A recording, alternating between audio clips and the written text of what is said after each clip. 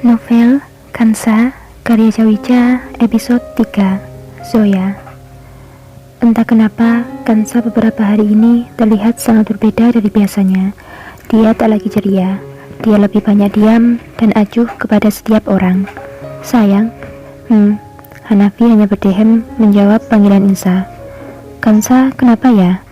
Memangnya ada apa dengan Kansa? Dengarkan aku bicara, taruh dulu ponselnya. Merasa kesal karena Hanafi yang terlalu fokus dengan ponselnya, Insa segera merebut dan menaruhnya di meja di sisi ranjang. Ada apa sih sayang? Aku sedang menghubungi seseorang. Dengarkan aku dulu, nanti kau bisa menghubunginya lagi. Ada apa? Hanafi pun menatap Insa lekat, mencoba mendengarkan apa yang ingin dia sampaikan. Kenapa Kansa akhir-akhir ini sering terdiam dan melamun sayang? Tidak seperti biasanya. Ya, itu pun yang ingin aku tanyakan padamu sayang, apa dia sedang ada masalah? Aku juga tak tahu sayang, kemarin aku sudah coba tanyakan, tapi dia bilang tak ada apa-apa, dia bilang semua baik-baik saja. Sepertinya dia menyembunyikan sesuatu. Apa karena kita memaksanya untuk menikah, makanya dia menjadi murung seperti sekarang? Mungkin kau benar sayang, itu yang menyebabkan dia menjadi banyak pikiran. Mungkin dia belum siap untuk hidup berkeluarga. Ya, mulai sekarang kita jangan memaksanya lagi. Kasihan dia, sepertinya tertekan dengan keinginan kita. Tapi sayang, Hafsah bilang padaku, dia minta untuk memajukan tanggal lamarannya. Dia akan melamar Zoya 5 bulan lagi. Jika Hafsah menikah dulu, bukankah pamali kalau adik yang terlebih dahulu menikah, apalagi Kansa perempuan? Kau benar sayang, tapi mau bagaimana lagi? Aku tak tega memaksa Kansa. Biarkan dia dengan kemauannya saja, sampai dia siap dan membawa calon suaminya ke sini. Percayalah, tak akan terjadi apapun dengan Kansa. Dia akan menikah nanti. Dia gadis baik dan cantik. Pasti banyak pria yang mau menikah dengannya. Hanya saja dia belum siap sayang. Hanafi meluk Insa, menenangkan pikirannya yang sedang bingung memikirkan Kansa. Semenjak saat itu, Kansa memang sering keluar rumah. Dia tak mengatakan dia pergi kemana. Dia pergi sendiri. Kadang dia pulang larut malam. Dia juga jarang tidur di rumah. Kehidupannya berkutat di dunia bisnis. Kansa sering berkunjung di gudang, mengecek stok pesanan dan juga barang-barang milik pabrik Insa yang akan diekspor ke luar negeri, memenuhi permintaan teman-temannya di sana yang siap membantunya menjual baju modifikasi milik Insa. Gudang yang dimaksud adalah rumah utama Hanafi dulu, karena semua pembantu dan juga penjaga rumah di rumah mewah Insa. Rumah utama tak lagi terpakai sampai beberapa bulan. Insa pun meminta rumah tersebut untuk dijadikan gudang penyimpanan barang-barang miliknya, juga menjadi tempat untuk mengepak baju-baju yang akan dikirim menuju luar maupun dalam negeri. Insa tak mau lagi tinggal di sana, karena hanya dengan melihat rumah itu, Insa bisa merasakan lagi luka lamanya. Bahkan kadang, rasa perih yang pernah dia rasakan bisa dia rasakan kembali saat berada di sana. Untuk itu, Insa lebih sering meminta Kansa untuk mengecek ke gudang tanpa dirinya. Di sana juga ditinggali oleh beberapa karyawan Insa yang sedang dalam perantauan.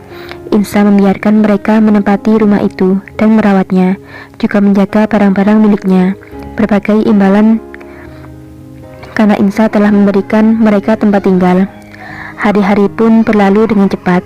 Sekarang di rumah mewah Insa tengah menyiapkan berbagai hantaran untuk melamar kekasih dari Hafsah.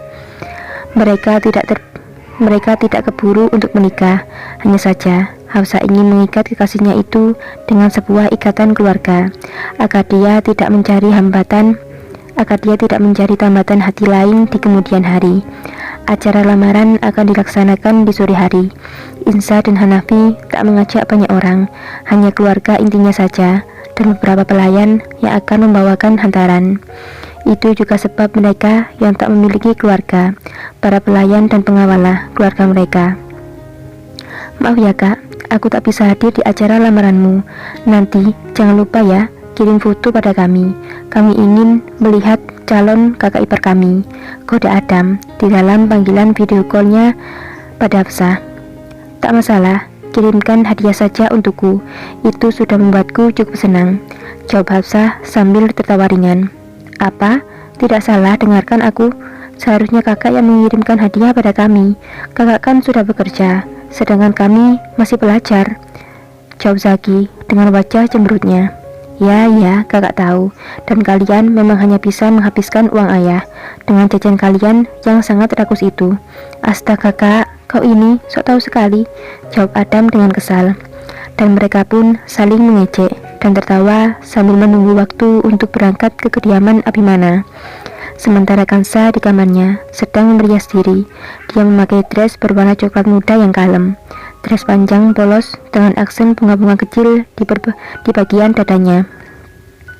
Kansa merias wajahnya dengan natural. Itu membuat wajahnya semakin cantik alami dengan make up yang tak berlebihan. Rambut pendeknya ia biarkan begitu saja, hanya sedikit meluruskan dan menyelipkan jepit bunga kecil di bagian sampingnya. Penampilan Kansa ini membuatnya terlihat lebih muda dari usia yang sebenarnya. Dia terlihat imut dan mengemaskan. Kulit putihnya terlihat menerawang di bagian lengan dress panjang yang dia kenakan.